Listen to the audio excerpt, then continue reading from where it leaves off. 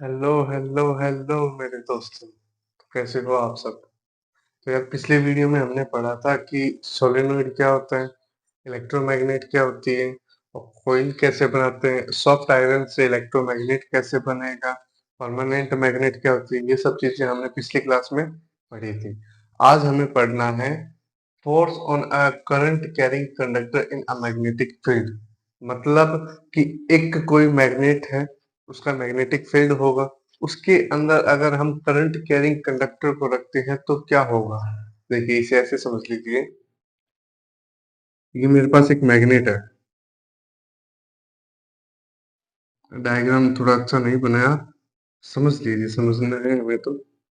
ठीक है, ये एक मैग्नेट है मेरे पास, और यहाँ मैंने एक कंडक्टर लगा दिया है।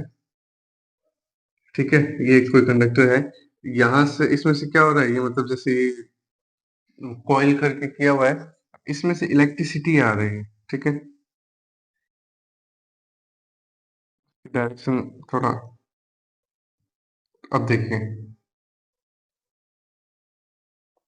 क्या ये बात आपको समझ आ गई। अब ये कंडक्टर क्या है, ये करंट कैरिंग कंडक्टर हो गया, ये मैग्नेटिक फील्ड हो गया। अब देखिए ये जो मैग्नेट है ये अपना फील्ड लगा रही है, ये अपने फील्ड के अंदर किसी को अपने पास लेना चाह रही है। और ये जो करंट कैरिंग कंडक्टर है ये अपना फोर्स लगा रहा है कि ये इससे दूर हो सके। तो देखिए मैग्नेटिक फील्ड का जो फोर्स होगा वो लगेगा इस तरफ, और जो करंट कैरिंग कंडक्टर है ये अपना फोर्स लगाएगा इस तरफ। क्या ये बात आपको समझ आ गई। अब देखिए आंद्रे एम्पियर, ये एक साइंटिस्ट थे। ठीक है, suggested that the magnet also exert on an equal and opposite force on current carrying conductor. देखिए मैग्नेट, ये रही, also exert an equal and opposite force। ये देखिए ये इधर फोर्स लगा दी है ऑन करंट कैरिंग कंडक्टर, ये हमारा करंट कैरिंग कंडक्टर हुआ। तो इसमें जो साइंटिस्ट थे एंड आंद्रे एम्पियर्स, जिसका नाम दिया गया एम्पियर्स लॉ, उन्होंने क्या बताया कि एक करंट कैरिंग कंडक्टर को अगर मैग्नेट के पास लाया जाएगा तो वो दोनों आपस में इक्वल एंड अपोजिट रिएक्ट मतलब फोर्स लगाएंगे।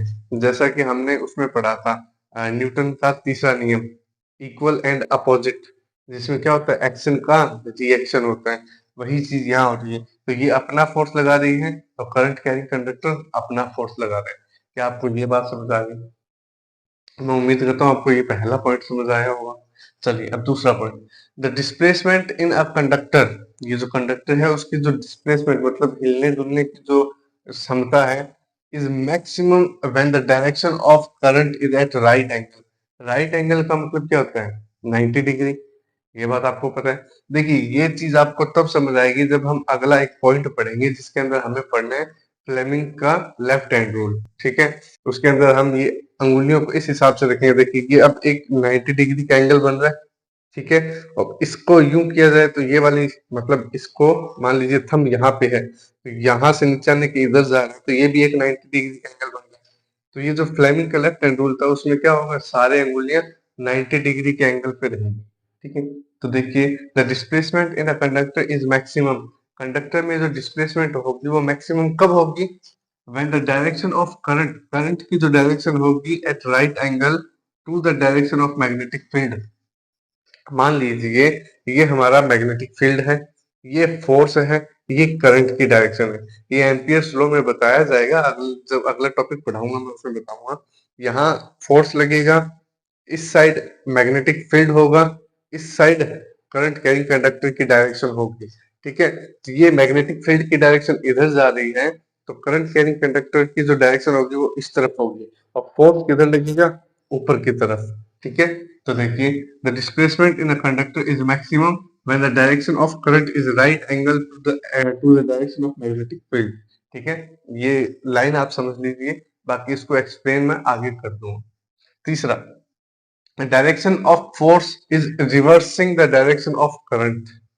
देखिए डायरेक्शन ऑफ फोर्स रिवर्स करेगी किसको, डायरेक्शन ऑफ करंट को।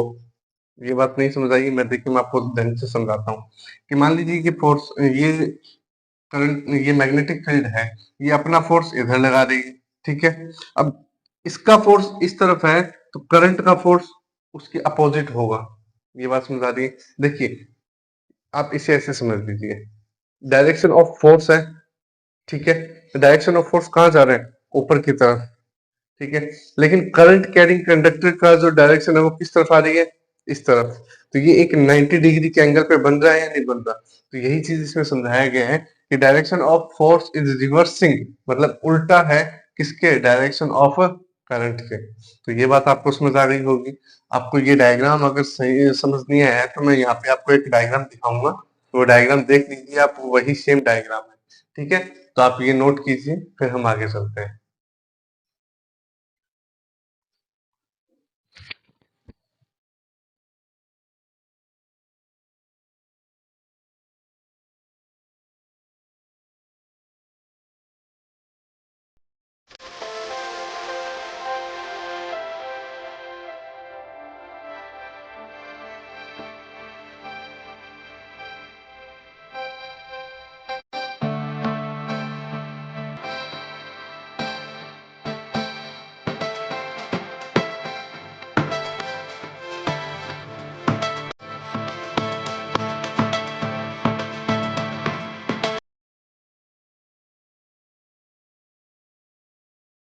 चलिए दोस्तों, अब बारी हमारे अगले टॉपिक की, जिसका नाम है फ्लेमिंग्स लेफ्ट हैंड रूल।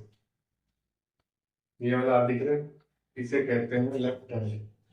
अब इसको कुछ इस हिसाब से पकड़िए। देखिए, मैं अंगूठे को रख सकता हूँ, लेकिन मैं एक बार अंगूठे को हटा रहा हूँ क्योंकि ये डिस्टेंस थोड़ी दूर हो रही है ना? तो मैं एक काम करता हूँ, ये चीजें इस तरह की, ये देखिए, ये वाली अंगूठी आपकी तरफ आ रही है, ये वाली अंगूठी मेरे लेफ्ट राइट डायरेक्शन में जा रही है।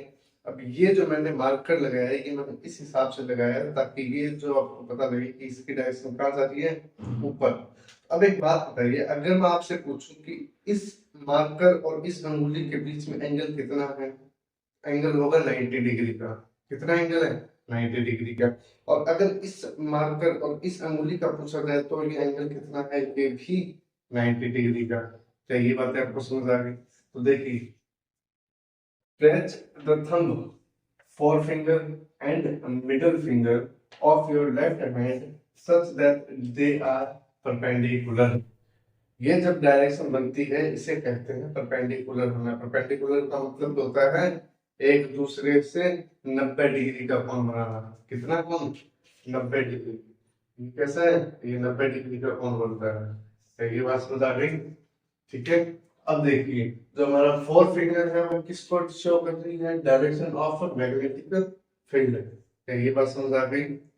फोर फिंगर, ये वाली जो है ये किसको शो करती है? डायरेक्शन ऑफ मैग्नेटिक फील्ड, ठीक है? मिडल फिंगर, ये वाली मिडल फिंगर होती है, इसे कहते हैं मिडल फिंगर, इसको कहते हैं। तो इसका क्या है? Direction of current. ये किसको शो कर रही है? करंट को।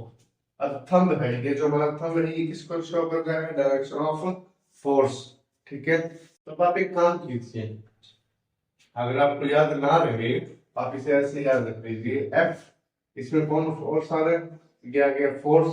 फोर्स कौन? फादर बोल सकते हैं। ये एम, बीच वाली ये वाली उंगली है ना, ये एम होगी, तो एम से हो गया मदर।